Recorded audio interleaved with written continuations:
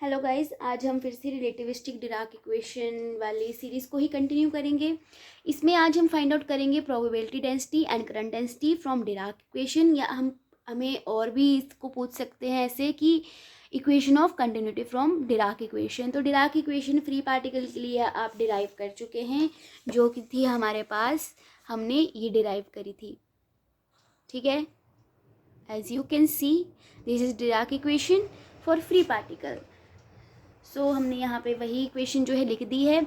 अब इसको तो आपको याद करना ही पड़ेगा, क्योंकि यहाँ से तो हम डायरेक्ट सॉल्व कर रहे हैं, तो इतना सब आपको याद करने की ज़रूरत नहीं है। सिंपल आप क्या याद रखो, ये जो हमारे पास इक्वेशन नंबर 3 है, इसको याद रखो, इसी से हमारा ये बना हुआ है। तो रिवर्स करके लिख सकते हैं, ये तो स्टेप बढ़ाने के लिए लिखा हुआ है। तो ये डिराक इक्वेशन सिंपली हम इसको ये भी लिख सकते हैं, iota h cut curly by curly t psi minus iota h cut c, ये हमारे पास अल्फ़ा, उसके ऊपर vector dot del psi plus m c square beta psi. Equation number 3 है हमारे पास। यहाँ पे जो हमारे पास अल्फ़ा है, अल्फ़ा को alpha x i cap, alpha y j cap, alpha z k cap, इसी को हमने जो है रिवर्स करके ऊपर ऊपर लिख सकते हो। ज़्यादा कॉम्प्लिकेटेड काम नहीं है। अगर आपको ये स्टेप स्किप भी करने होंगे तो आप स्किप कर सकते हो।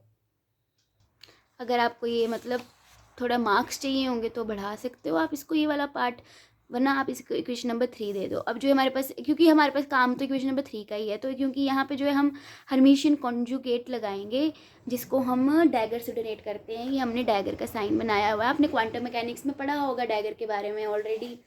अब हर्मिशियन कंजुगेट लेंगे दोनों साइड इक्वेशन नंबर 3 के, तो हमारे पास क्या आ जाएगा, माइनस आयोटा एच कट। जो हमारे पास हर्मिशियन कंजुगेट होता है, जब हम कंजुगेट लेते हैं तो हमारे पास आयोटा वाली टर्म जो है माइनस आयोटा में हो जाती है, और अगर प्लस आयोटा माइनस आयोटा हो तो वो प्लस आयोटा में कन्वर्ट हो जाता है। तो हमारे पास यहाँ पे जितने भी साई वाली टर्म थी, यहाँ पे डैगर आ गया। अब यहाँ पे कैसे डैगर अप्लाई किया हमने, इस सारे को हमने ब्रैकेट में लिख दिया। देन हमारे पास जो है यहाँ पे डैगर लगाएंगे हम, प्लस एम सी स्क्वेयर। हमारे पास ये बिट्टा भी जो है मैट्रिस ही है, तो इनको जो हमने एक साथ लिख लिया, तो बिट्टा जाई, इसको डैगर फॉर्म में लिख दिया। हमारे पास सब ए बी डैगर का फॉर्मूला क्या होता है, बी डैगर पहले आता है और ए डैगर बाद में आता है। तो यहाँ पे अप्लाई करेंगे आयोटा एच कट सी, और हमारे पास ये हमारे पास ए है, यहाँ पे हमारे पास बी है, तो ये वाली टर्म पहले आ जाएगी और ये वाली टर्म बाद में आएगी। तो यहाँ पे भी ऐसे होगा, ये वाली टर्म पहले और ये वाली बाद में, इक्वेशन नंबर 4 आ जाएगी। अब यहाँ पे अल्फा और बीटा जो है हर्मिशियन मैट्रिसेस हैं ऑफ इवन ऑर्डर। तो हमारे पास जो अल्फा वाला डैगर होगा वो अल्फा के ही बराबर होगा, और बीटा वाला डैगर जो है बीटा के ही बराबर होगा।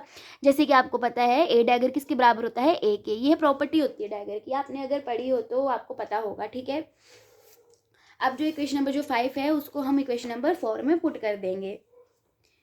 अगर आपको ज़्यादा कन्फ्यूज़न, यहाँ पे देख सकते हैं हमारे पास टॉपिक है बुक में, जो बुक फॉलो कर रही हूँ, प्रोबेबिलिटी डेंसिटी और एक्सपेक्टेशन वैल्यू फाइंड आउट करेंगे हम। ठीक है, तो यहाँ पे हम, यहाँ तक इन्होंने सिर्फ डायरेक्ट लिखा हुआ है, हमने डायरेक्ट नहीं लिखना है, हमने पूरा बताना है कि कैसे कैसे हमारे पास टर्म्स आई। तो यहाँ तक हम पहुँच गए हैं। अब यहाँ पे हमारे पास इक्वेशन नंबर 6 आ गई हमारे पास। ठीक है, अब मल्टीप्लाई करेंगे each term of equation number 1 by psi dagger from left and we get. अब जो हमारे पास इक्वेशन नंबर 1 थी, ये वाली, मैंने आपको बताया था ना कि यहीं से डेरिवेशन शुरू कर देना, तो इसको आप जो है 1 भी लिख सकते हो। ठीक है, ये 1 2 इसको इग्नोर कर दो। ठीक है, इसी इक्वेशन नंबर 1 दे दोगे। अब इसको जो है हम किससे मल्टीप्लाई करेंगे, डैगर से करेंगे, लेकिन लेफ्ट साइड से। तो हमारे पास क्या आ जाएगा, अब यहाँ से मल्टीप्लाई करेंगे तो डैगर यहाँ पे आएगा हमारा, आप नोटिस कर सकते हो, आयोटा एच कट जाई डैगर करली बाय करली टी का जाई। उसके बाद यहाँ पे आएगा लेफ्ट साइड में डैगर वाली टर्म, और यहाँ पे भी लेफ्ट साइड में आएगी। ठीक है, इसी इक्वेशन नंबर 7 दे दो। इक्वेशन नंबर जो आपके पास 6 थी ऊपर, अब यहाँ पे जो है हमारे पास देखो, यहाँ पे देख सकते हो, यहाँ पे डैगर वाली टर्म यहाँ पे है अल्फ़ा, तो यहाँ पे वाली राइट साइड वाली टर्म हमारे पास कुछ भी नहीं है, खाली खाली लग रहा है, तो यहाँ पे हम साई से मल्टीप्लाई कर देंगे। ठीक है, ये तो याद करने का तरीका है। तो ठीक है, पहले हमने लेफ्ट साइड से हमने डैगर वाली फॉर्म लगाई, और उसके बाद जो हमारे पास साई वाली टर्म थी उसको हमने राइट साइड से मल्टीप्लाई कर दिया इक्वेशन नंबर 6 में, फिर इनको सब्ट्रैक्ट कर देंगे। सिंपल सा काम है। अब जो हमारे पास इक्वेशन नंबर 8 और 7 आई, उसको साइड वाइज जो है हम सब्ट्रैक्ट करेंगे, मतलब इस साइड से इस साइड से और इस साइड से इस साइड से, मतलब लेफ्ट हैंड साइड को लेफ्ट हैंड साइड से और राइट हैंड साइड को राइट हैंड साइड से। अब ये वाली टर्म्स जो हमारे पास कैंसिल आउट हो रही थी, हमने कैंसिल आउट कर दी।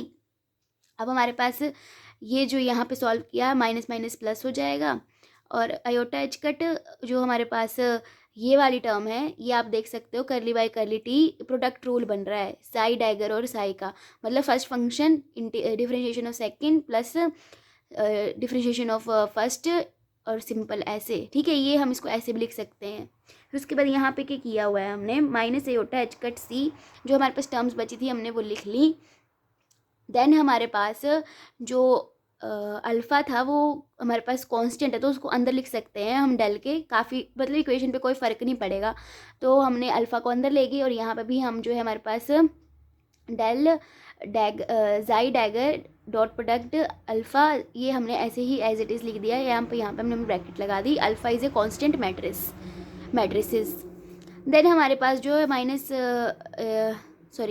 नहीं, आयोटा एच कट से आयोटा एच कट हमने कैंसिल आउट कर दिया, तो हमारे पास इक्वेशन आ गई सी del dot product of psi dagger alpha. अब ये हमने कैसे लिखी, अगर आप देखो तो यहाँ पे ये जो हमारे पास यू वी प्रोडक्ट रूल बन रहा है, ये भी तो हमारे पास डेरिवेटिव ही होता है ना। तो इसका first function differentiation of second, देख सकते हो first function as it is, फिर डिफरेंशिएशन ऑफ सेकंड प्लस इसको एज इट इज़ लिखेंगे, सॉरी इसको जो है हम एज इट इज़ यहाँ लिखा और इसके साथ जो हमने ये लगा दिया डेल। तो ये हमारे पास जैसे इसको हमने जो है डेरिवेटिव वाली फॉर्म में लिखा है, इसको भी हम लिख सकते हैं। देन हमारे पास जो है सी जो है कांस्टेंट है, तो उसको अंदर लिख दिया, कोई फ़र्क नहीं पड़ेगा। देन हमारे पास जो है इसको ये नेगेटिव वाली टर्म थी तो इस तरफ रहेगी, पॉजिटिव टर्म होगी, तो इक्वेशन नंबर आ गई हमारे पास। अब इसको जो है हम इक्वेशन को जो है कंपेयर करेंगे इक्वेशन ऑफ कंटिन्यूटी से। अब इक्वेशन ऑफ कंटिन्यूटी क्या है हमारे पास, तो अगर आप इसको कंपेयर करें, इक्वेशन ऑफ कंटिन्यूटी हमारे पास थी, जो मैंने आपको बोला था साइड में नोट कर लो, छोटी नोटबुक लगा लो, याद करते रहो, बड़ी जगह यूज़ हो रही है। तो अब कंपेयर करो तो हमारे पास पी आर टी की वैल्यू क्या आ जाएगी, जाई डैगर, और ये किसके बराबर होता है, जाई डैगर और मतलब ए डैगर ए किसके बराबर होता है, मोड ऑफ ए स्क्वायर के, तो हमारे पास आ गया। उसके बाद जो है हमारे पास करंट डेंसिटी देखेंगे जे आर टी, जो हमारे पास करंट डेंसिटी आई तो हमारे पास इसको कंपेयर करके हमने ये लिख दिया, तो ये हमारे पास आ गई करंट डेंसिटी। ये मतलब हमने दोनों इक्वेशन को सॉल्व करके लिख दिया है। ये हमारे पास प्रोबेबिलिटी डेंसिटी आ गई। अब हमने जो नॉन रिलेटिविस्टिक केस में हमने शुरू में लिखा था ना एक डेरिवेशन में कि यही होती है हमारे पास प्रोबेबिलिटी डेंसिटी, तो हमारे पास यही रिजल्ट आया, आगे सॉल्व करने की ज़रूरत नहीं है। तो ये हमारे पास जो है प्रोबेबिलिटी डेंसिटी और करंट डेंसिटी के रिजल्ट आ गए। अब एक्सपेक्टेशन वैल्यू जो होती है एनी ऑपरेटर ए की, एक्सपेक्टेशन वैल्यू क्या होती है आपके पास, एवरेज वैल्यू होती है क्वांटम मैकेनिक्स में। क्वांटम मैकेनिक्स की टर्म में हम उसको एवरेज वैल्यू नहीं बोलते हैं, एक्सपेक्टेशन वैल्यू बोलते हैं, तभी हम इसको ऐसे डोनेट करते हैं हमारे पास ब्रैकेट्स में। अब ए ऑपरेटर है हमारे पास, तो इसको जो है हमारे पास फॉर्मूला होता है एक्सपेक्टेशन वैल्यू का, इंटीग्रेशन ऑफ जाई डैगर ए जाई डी क्यूब एक्स, ये हमारे पास एक्सपेक्टेशन वैल्यू आ गई। आई होप आपको प्रोबेबिलिटी डेंसिटी का आर्टिकल समझ आ गया होगा। Thank you so much.